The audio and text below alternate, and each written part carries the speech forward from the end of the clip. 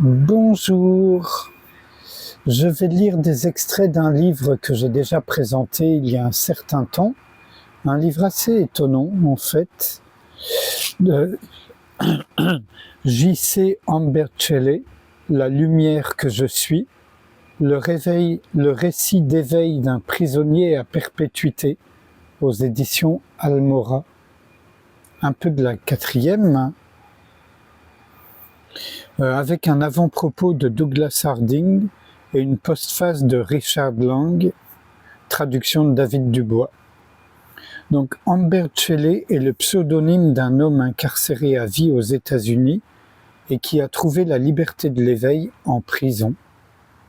Ce témoignage hors du commun nous montre comment, poussé par une soif spirituelle intense, il a su trouver dans des conditions terribles le salut dans les enseignements orientaux, en particulier bouddhistes. Mais ce sont surtout les livres du philosophe et mystique anglais Douglas Harding qui ont été pour lui le déclic lui permettant de réaliser le cœur de ses enseignements. Ambercelli nous décrit le profond changement que cette voie a produit dans sa vie et nous montre comment il est possible pour nous tous d'accéder à notre moi profond. La lumière que je suis est un livre unique et touchant, à la fois autobiographique, spirituel et pratique.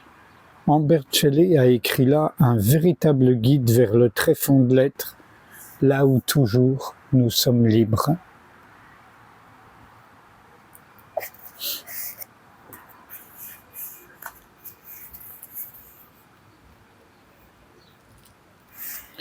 Je trouve incroyable que, après toutes ces années à me battre pour une chose ou une autre, je me retrouve avec exactement ce que j'avais au départ, pas une seule chose de plus ni de moins.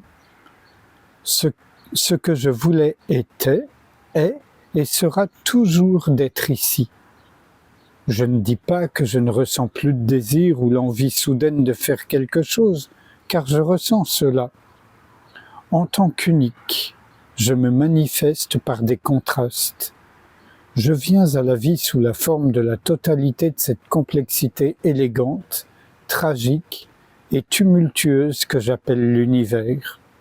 C'est qui je suis, et cela inclut aussi bien la simplicité risible que la difficulté exaspérante de trouver un chemin vers qui je suis. C'est ce qui fait ma vie. Et avec chaque reconnaissance, chaque retour à qui je suis vraiment, je découvre une joie nouvelle. S'ouvrir à la volonté de l'unique ne consiste donc pas à réprimer la volonté personnelle, mais à l'inclure et à la mettre à sa place. Comme non-chose, je suis libre de la volonté. Comme toute chose, toute volonté est ma volonté, et j'en suis ainsi libre de même. C'est seulement quand je m'attache à la croyance selon laquelle je suis une personne séparée qui peut exercer une libre volonté que je m'attire des problèmes. La frustration qui en résulte, quand elle est comprise, devient ensuite invitation à retourner vers qui je suis vraiment comme non-chose et toute chose. Comme c'est merveilleux! Je ne peux imaginer un système plus génial, et je l'ai choisi tout entier. Donc, en fin de compte, je garderai cette prison à l'intérieur de moi plutôt que le monastère, car les prisons, me semble-t-il, offrent une plus grande abondance d'invitations au retour. Les rappels ne sont certes pas subtils dans ce cas, et ils enveloppent toute la gamme des émotions négatives, nourries par tous les désirs imaginables. Les prisons sont des usines à convoitise, et je vois en tout cela de formidables rappels, des opportunités à l'intérieur de moi. Et finalement, ultimement, je prendrai cette prison plutôt qu'un monastère, car je l'ai prise. Un extrait de Adyashanti. L'ego est le mouvement de l'esprit vers les objets de perception sous forme de saisie et d'éloignement sous forme d'aversion. Ce mouvement de saisie et d'aversion fait naître le sentiment d'un moi séparé, et à son tour, ce sentiment du moi se renforce de cette façon. C'est cette boucle sans fin de causation qui entraîne la conscience dans un état hypnotique d'identification. Adyashanti donc. Là, d'un rabbi dont j'avais déjà lu des extraits du livre Tout est Dieu que j'ai traduit avec José Leroy, c'est Rabbi Rami Shapiro. Être un je, c'est être un chercheur, un agent volontaire. Et être un chercheur et un agent, c'est être un je. Donc Rabbi Rami Shapiro. La volonté de Dieu et ma volonté sont identiques, que je le sache ou non. Byron Katie. Et un deuxième et dernier extrait de ce livre.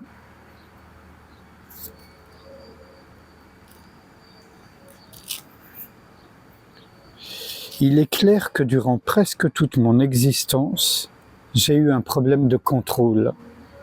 Me sentant perdre le contrôle, je compensais en prenant le contrôle de tout ce que je pouvais, et bien qu'attiré par ceux qui avaient le dessus sur moi, en secret j'enrageais en moi-même et j'aspirais à subjuguer les autres par ma volonté. J'ai vu cela arriver tout autour de moi. Amis et voisins semblaient piégés dans cette même guerre du contrôle. Je croyais que c'était naturel. Et pourtant, j'aspirais à m'en libérer. Malheureusement, je croyais que m'en délivrer consistait à exercer un contrôle de plus en plus étendu sur les autres, sur toute chose qui m'entourait. Mes pensées, mes sentiments eux-mêmes étaient des ennemis que j'essayais de contrôler. Et puis un jour, après avoir été initié à la vision sans tête, je me suis arrêté et me suis demandé, suis-je vraiment impuissant ? Ma vie est-elle hors de contrôle ? Et la réponse qui vint fut celle-ci. En tant que qui je crois être, en tant que petit moi avec un nom et une forme, tu parles que je le suis. Je ne suis guère plus qu'un passager impuissant ballotté à travers la vie, en colère et terrifié. Un instant, je crois avoir tout compris. L'instant d'après, je suis la victime de service. Quel que soit le nombre de fois où je pose cette question, la réponse est toujours la même. Comme objet, comme chose dans le monde des choses, comme personne que voient les autres, je n'ai aucun contrôle. Peu importe ce que je crois ou l'apparence qui semble prouver le contraire. Manifestement, c'est une question d'identité. Je traverse une crise d'identité, comme on dit, bien que crise ne soit pas le bon terme, car il ne s'agit de rien de moins que d'une transformation totale, d'un bond géant en arrière depuis un moi petit, limité et objectif, jusqu'au grand-père de tous les jeux subjectifs, Dieu lui-même. C'est une question d'abandon. Pourquoi de l'abandon ? Parce que l'éveil consiste à perdre quelque chose, bien que cet abandon, disons l'abandon final ou véritable, consiste à perdre ce qui n'a jamais été là, car Dieu semble aimer l'ironie. Et sans réfléchir à ce qui vient d'être lu, je vous propose qu'on passe un instant ensemble en silence, là où on perd ce qui n'a jamais été là. Simplement ne s'impliquant pas dans les pensées, les sensations, etc. Le royaume du silence.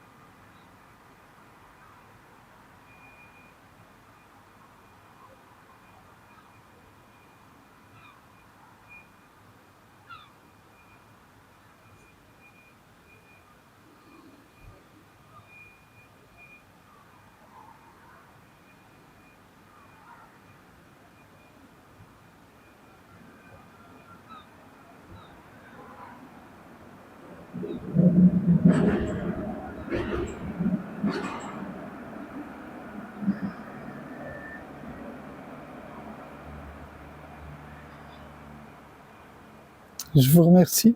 À bientôt.